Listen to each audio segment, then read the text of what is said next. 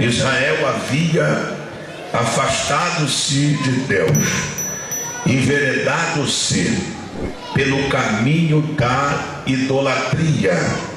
Então Deus resolveu curar esta enfermidade chamada idolatria, e Deus usou o remédio chamado cativeiro. Deus levantou o rei Nabucodonosor, que invadiu a terra de Judá e levou Israel para o cativeiro babilônico. A Bíblia conta-nos que quando Nabucodonosor entrou na terra de Israel, a Bíblia diz que ele invadiu e entrou o templo do Deus de Israel, aonde Deus manifestava a sua presença, a sua glória. O texto sagrado diz que Nabucodonosor saqueou o templo de Jeová, despedaçou as colunas de bronze e roubou, tirou os utensílios, os vasos sagrados e consagrados a Deus, e levou para a terra da Babilônia, juntamente com os cativos de Judá. Ao chegar no reino da Babilônia, Nabucodonosor tem diante de si milhares de judeus, aquelas pessoas que haviam sido levadas para o cativeiro. O rei Nabucodonosor manda fazer uma pesquisa, como se fosse um censo de reconhecimento das aptidões que os judeus tinham. Por exemplo, o rei Nabucodonosor fez um apanhado, uma pesquisa entre os cativos de Judá, para ver as qualificações profissionais e o grau cultural de cada judeu, para que ele pudesse usá-los para trabalhar no reino da Babilônia. A Bíblia diz que dentre os cativos de Judá, 4 jovens apresentaram-se uma boa aparência, de uma inteligência fora do comum e de uma aptidão louvável. Os nomes destes moços foram Ananias, Misael, Azarias e Daniel, que depois receberam os nomes de Sadraque, Mesaque, Abednego e Beltesazar. Estes 4 moços foram selecionados a dedos para poderem trabalhar dentro do palácio do rei. Ao chegarem dentro do palácio do rei da Babilônia, esses 4 jovens fizeram uma reunião santa. E o assunto da reunião era que, mesmo eles estando distante de sua terra, distante dos sacerdotes, distante do templo do Deus Jeová, eles permaneceriam crentes em Deus.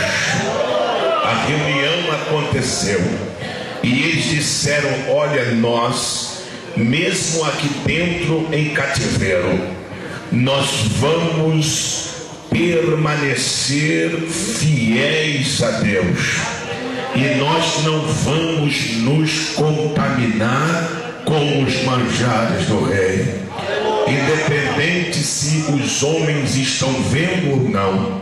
Nós servimos a um Deus que tudo vê e que tudo pode.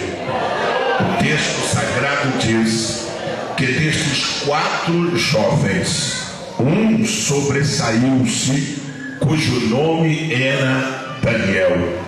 A Bíblia diz que em Daniel havia um espírito excelente. Havia em Daniel algo especial da parte do Deus Todo-Poderoso. E pelo fato deste Daniel ser um jovem especial, de uma maneira muito especial, ele resistiu mais de 2 impérios. Quando a gente leu aqui nesta noite, no capítulo de número 5 e o versículo de número 11, já não é mais o rei Nabucodonosor que está governando a Babilônia. O rei que governa a Babilônia aqui no capítulo 5 é um rei chamado Belsazar. Belsazar foi o rei que sucedeu o rei Nabucodonosor. Belsazar, quando se assenta no trono, quando toma posse do governo babilônico, Belsazar, um certo dia, resolve dar um grande banquete. No capítulo de número 5, a Bíblia diz que Belsazar deu um banquete para 1000 dos seus grandes. Ou seja, ele resolveu dar uma festa, quem sabe para confraternizar-se com os empresários da época, para que ele pudesse fazer uma promoção, uma divulgação do seu governo.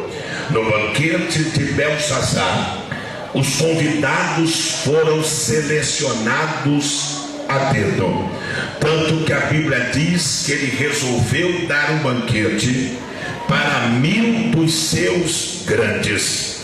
Grandes aqui não é grande no tamanho e nem tampouco na estatura do homem. Grande aqui é na posição social que eles desfrutavam na época. Então deixa eu esclarecer para a igreja. No banquete de Belsazar não havia pessoas da classe baixa. No banquete de Belsazar não havia pessoas da classe média. No banquete de Belsazar não havia pobres. No banquete de Belsazar foram convidados os homens mais ricos da sociedade babilônica. No banquete de Belsazar havia políticos renomados. No banquete de Belsazar só havia gente da maior pompa que havia na sociedade babilônica. No banquete de Belsazar, o vinho era de primeira categoria. Era o vinho mais caro que existia naquela época. No banquete de Belsazar havia muita comida, muita fruta com fartura. No banquete de Belsazar havia músico da melhor qualidade. Os melhores músicos da Babilônia estavam tocando no banquete de Belsazar, numa linguagem contemporânea. Se fosse hoje, a festa de Belsazar estava com a chapa quente. As mulheres mais bonitas da sociedade da Babilônia foram convidadas para poder abrilhantar aquele banquete. Se fosse hoje, só dava top model. As atrizes mais bonitas estariam no banquete de Belsazar. Se fosse nos dias de hoje, a a cobertura da imprensa escrita estaria lá. Era um banquete digno de sair nas capas das maiores revistas do país que nós vivemos. No banquete de Belsazar havia dança do ventre, muita pornografia, palavrões, gargalhadas e piadas. Belsazar está sentado no seu trono.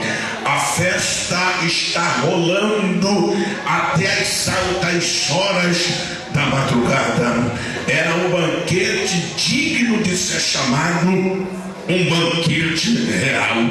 O texto sagrado diz no verso 1 do capítulo 5 que em dado momento daquela festa trouxeram um vinho para Belsazar beber. E o texto sagrado diz que quando Belsazar levou o vinho à boca e provou do vinho que lhe trouxeram, diz o texto que ele teve uma ideia. Ele chamou seus empregados e disse a eles: olha, eu tomei este vinho agora e tive aqui uma ideia. Este vinho é gostoso demais, este vinho é bom demais, e eu preciso beber deste vinho em um cálice diferente, em um vaso diferente. Eu quero que vocês vão lá na sala da tesouraria e me vão na prateleira que lá está. Quando o papai trouxe os cativos de Judá para a Babilônia, lembro-me que ele entrou no templo do Deus Jeová e trouxe de lá alguns vasos de ouro e de prata. Eu quero que vocês vão lá e me pegue os vasos de ouros que lá estão, que eu vou beber vinho nos vasos de ouros que vieram da terra de Judá. Belsazar não sabia a casa de marimbondo que ele estava colocando a mão, porque a Bíblia diz que de Deus não se zomba e Deus não se escarnece. Tudo aquilo que o homem semear, isto ele vai colher. Quem semeia na carne ceifará a corrupção, mas quem semeia no Espírito ceifará a vida eterna. De Deus não se zomba, Deus não se deixa escarnecer. O Senhor Deus é Rei dos reis, Senhor dos senhores, e nele não há sombra de dúvidas ou de variações. Trouxeram os vasos sagrados do Deus Jeová, trouxeram os vasos que foram feitos única e exclusivamente para a glória de Deus. E quando trouxeram os vasos, que lavaram os vasos e colocaram vinho neles, que Belsazar levou o cálice na boca, Deus resolveu aparecer na festa. Deus olhou lá do céu para baixo e resolveu vir à festa. Deus não poderia vir de corpo inteiro, porque a sala do banquete não comportaria, porque a Bíblia diz que nem o céu dos céus comportam a sua glória. O texto sagrado diz que Deus, ele é tão grande, que o seu trono está no céu e a terra é o escabelo dos seus pés. Deus, ele é tão grande que o profeta Isaías diz que na medida de um efa ele recolhe todo o pó da terra.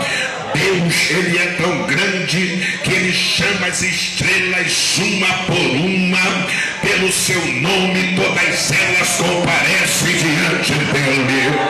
A Bíblia diz que Deus é tão grande que na concha de suas mãos ele mediu as águas do planeta. Deus é tão grande que na balança de ourives ele pesa os montes do planeta Terra. Deus, ele é tão grande que ele diz que as nações para ele valem menos do que nada. A gente se encanta com o poder do dólar, a gente se encanta com o poder da América e o poder da Europa.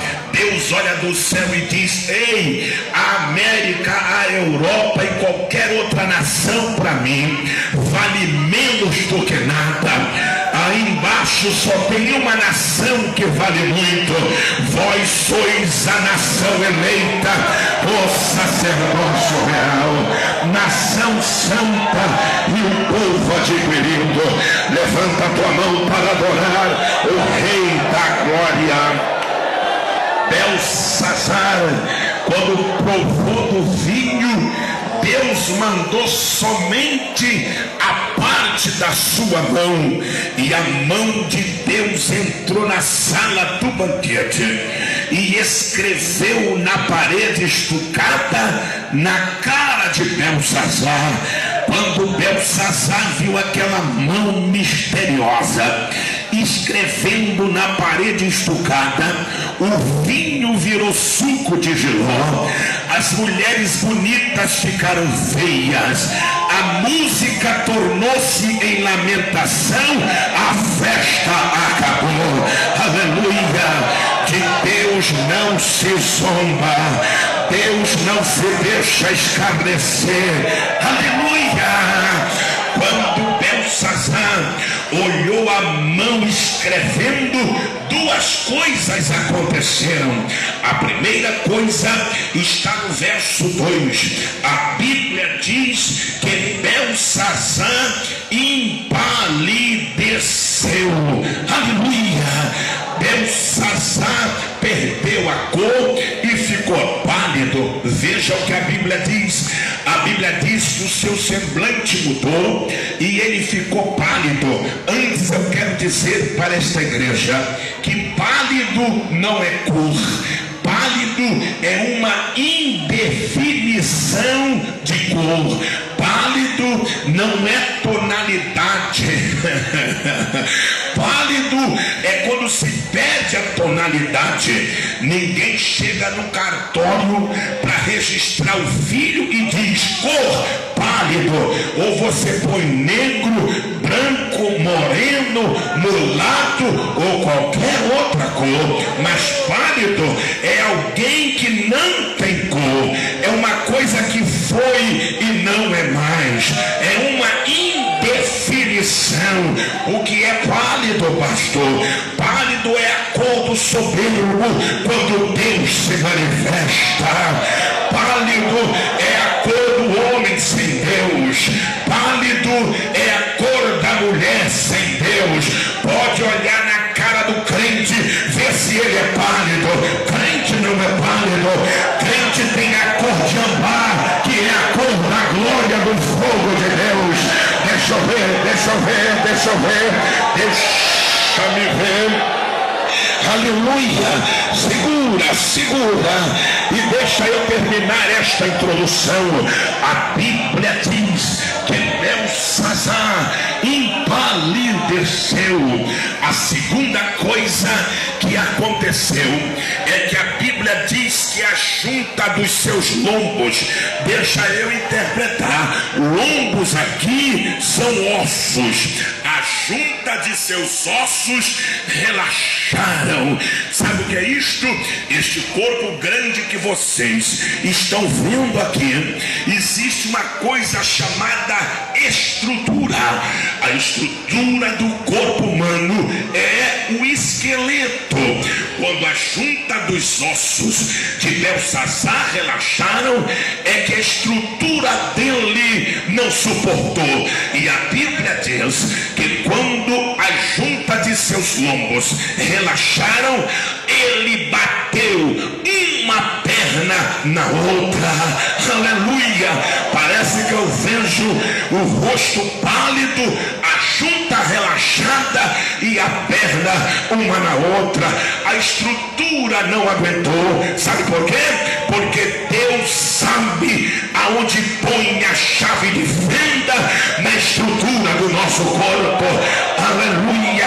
Parece que eu vejo Belsazar pálido, com a perna bamba, e eu digo: Belsazar, levanta, rei, e caminha. Não consigo. Mas Belsazar, o senhor é tão forte, mas não dá, eu não suporto. Deus mexeu na minha estrutura. Não existe estrutura que fique de pé quando Deus se manifesta. Aleluia, aleluia, aleluia, aleluia, aleluia. A estrutura de Faraó foi boiar nas águas do Mar Vermelho. A estrutura de César está nas catacumbas de Roma. A estrutura de Herodes está na catatumba em Israel. A estrutura de Pilatos está dentro da catatumba. Sabe por quê? Porque só ele vive, só ele vive, só ele vive, só ele vive, só ele vive, só ele reina. Deixa eu ver, deixa eu ver. Levanta a tua mão para receber a presença dele. Recebe a presença, recebe, recebe.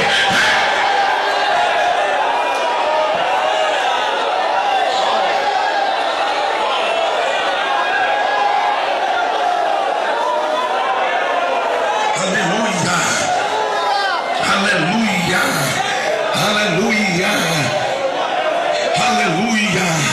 Mas o que foi, Belsazar? Você está trêmulo e pálido só porque você viu a mão? Se você vê o corpo dele, então você não aguenta.